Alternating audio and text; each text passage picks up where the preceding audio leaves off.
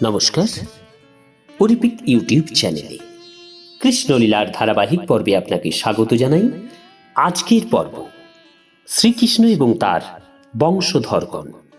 চ্যানেলে যারা নতুন তাদের অনুরোধ জানাবো চ্যানেলটি সাবস্ক্রাইব করে কৃষ্ণলীলার ধারাবাহিক পর্বগুলি শ্রবণ করুন। আসুন আজকের পর্ব শুরু করি। রচনার সঙ্গে অনিরুদ্ধের বিবাহের আলোচনা চূড়ান্ত হলে অনিরুদ্ধকে নিয়ে এক বিরাট বরযাত্রী দল দ্বারকা থেকে যাত্রা শুরু করল। বলরাম, রুক্মিণী দেবী, প্রদ্যুম্ন, সাম্ব এবং পরিবারের অন্যান্যদের সঙ্গে নিয়ে ভগবান শ্রীকৃষ্ণের নেতৃত্বে বরযাত্রী দল ভোজকট নগরে উপস্থিত হয়েছিল। শ্রীকৃষ্ণ যখন রুক্মিণী দেবীকে হরণ করে, তারপরেই রুক্মী এই ভোজকট নগর অধিকার করে তার রাজ্যের অন্তর্ভুক্ত করে নিয়েছিলেন। রচনা এবং অনিরুদ্ধের বিবাহ উৎসব শান্তিপূর্ণভাবে অনুষ্ঠিত হয়েছিল। বলরামকে অক্ষ ক্রীড়ায় আহ্বান জানাবার জন্য বন্ধু কলিঙ্গরাজ রুক্মীকে পরামর্শ দিল এবং এইভাবে বলরামকে এই ক্রীড়ায় পরাজিত করবার কুমন্ত্রণা হল।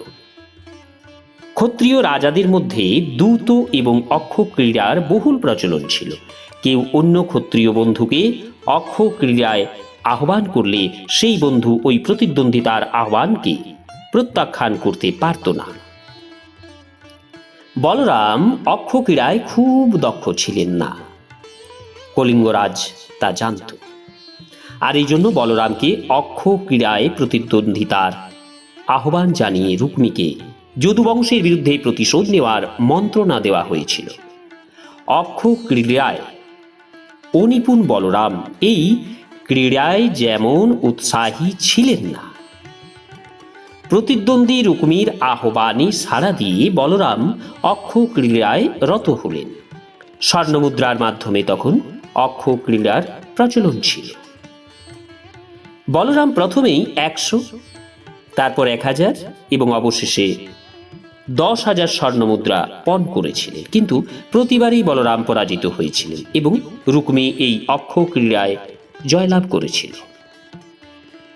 বলরামের পরাজয়ের ফলে কলিঙ্গরাজ শ্রীকৃষ্ণ বলরামকে অপমান এবং নিন্দা করবার এক সুবর্ণ সুযোগ পেয়েছিল।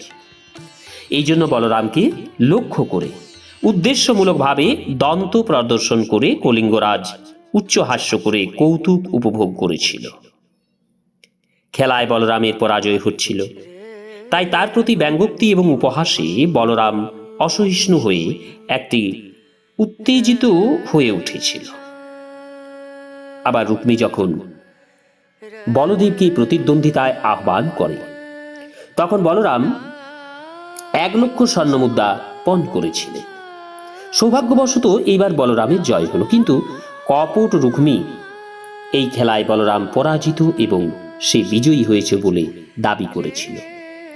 এইভাবে মিথ্যা কথা বলার জন্য বলরাম রুক্মীর প্রতি ক্রোধানলে জ্বলে উঠেছিলেন। তার এই উত্তেজনা পূর্ণিমার চন্দ্রালোকে সমুদ্রের জলস্ফীতির মতোই যেমন আকস্মিক তেমনি প্রচণ্ড হয়ে উঠেছিল। উত্তেজনা এবং প্রচণ্ড ক্রোধে অভিভূত আরক্তলোচন বলরামের চোখ দুটি খুব রক্তিম হয়ে উঠেছিল। এইবার খেলায় তিনি 1,00,00,000 স্বর্ণমুদ্রা পণ করলেন। অক্ষ ক্রীড়ার নিয়ম অনুযায়ী বলরাম আবার বিজয়ী হলেও কপট রুক্মী স্বয়ং জয়লাভ করেছে বলে দাবি করতে আরম্ভ করেছিল। উপস্থিত রাজন্যবর্গের কাছে রুক্মী আবেদন জানালো, বিশেষভাবে কলিঙ্গরাজের নাম সে উল্লেখ করেছিল। এই বিতর্কের সময় আকাশ থেকে দৈববাণী ঘোষিত হলো যে খেলায় বলরাম সৎভাবে বিজয়ী হলেও তাকে অপমান এবং উপহাস করা হয়েছে, আর খেলায় নিজের জয় ঘোষণা করলেও রুক্মীর কথাগুলি সর্বতোভাবে মিথ্যা। এই দৈববাণী সত্ত্বেও রুক্মী বলরামের পরাজয়ের কথা জোর দিয়ে বারবার বলে চলল, আর এই জেদ করবার ফলে তার ভাগ্যে শীঘ্রই যমদণ্ড প্রাপ্তি আছে বলে মনে হচ্ছিল। বন্ধুর মন্ত্রণায় মিথ্যা দম্ভ এবং অহংকারে স্ফীত রুক্মী দৈব বাণীকেও কর্ণপাত না করে বলরামকে ব্যঙ্গ করে বলতে লাগল, শ্রী বলরামজি, আপনারা দুই ভাই হচ্ছেন গোপ বালক মাত্র। গাভী চড়াতে আপনারা নিপুণ হতে পারেন, কিন্তু অক্ষক্রীড়ায় বা যুদ্ধে বান নিক্ষেপ করতে আপনাদের কতটুকুই বা অভিজ্ঞতা আছে? একমাত্র রাজন্যবর্গই এই খেলায় সুদক্ষ।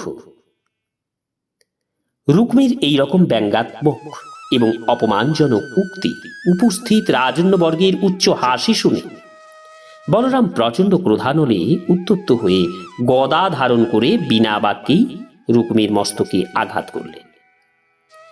এক গদাঘাতেই অবিলম্বে রুক্মির পতন হলো এবং অচিরেই সে মৃত্যু মুখে পতিত হল। এইভাবে অনিরুদ্ধের শুভ বিবাহ উৎসবে বলদেবের হাতে রুক্মি নিহত হয়েছিল।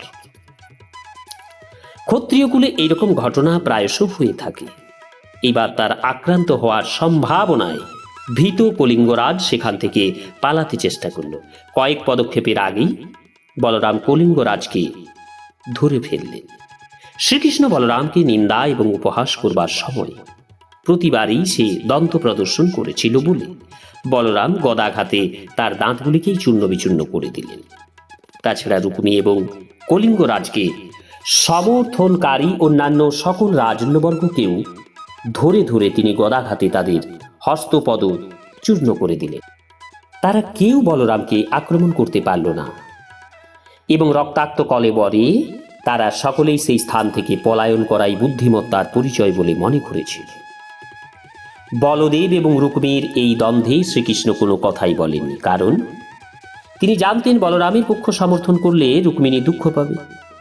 আবার রুক্মীকে হত্যা করা উচিত হয়নি বললে বলদেব অসন্তুষ্ট হতেন। এই জন্য তিনি নিজ পৌত্র অনিরুদ্ধের শুভ বিবাহ অনুষ্ঠানে নিজ শ্যালক রুক্মীর মৃত্যুতে শ্রীকৃষ্ণ চুপ করেছিলেন। এইভাবে ভগবান শ্রীকৃষ্ণ বলরাম এবং রুক্মিণী দেবীর সঙ্গে তার স্নেহের সম্পর্ক অক্ষুণ্ণ রেখেছিলেন। এরপর নববধূ এবং বরকে রথে চড়িয়ে বরযাত্রীরা সকলে মহা সমারোহে দ্বারকাপুরীর উদ্দেশ্যে যাত্রা করেছিল। মধুসূদন ভগবান শ্রীকৃষ্ণ সর্বদাই তাদের সকলকে রক্ষা করেছিলেন। এইভাবে রুক্মীর ভোজকট নগর পরিত্যাগ করে পরমানন্দে তারা দ্বারকা অভিমুখে যাত্রা করেছে। নমস্কার, আজকের পর্ব এখানেই শেষ করছি। আসবো আগামী পর্ব নিয়ে উষা এবং অনিরুদ্ধের মিলন। চ্যানেলে যারা নতুন তাদের অনুরোধ জানাবো চ্যানেলটি সাবস্ক্রাইব করে কৃষ্ণলীলার ধারাবাহিক পর্বগুলি শ্রবণ করুন। রাধে রাধে, হরে কৃষ্ণ।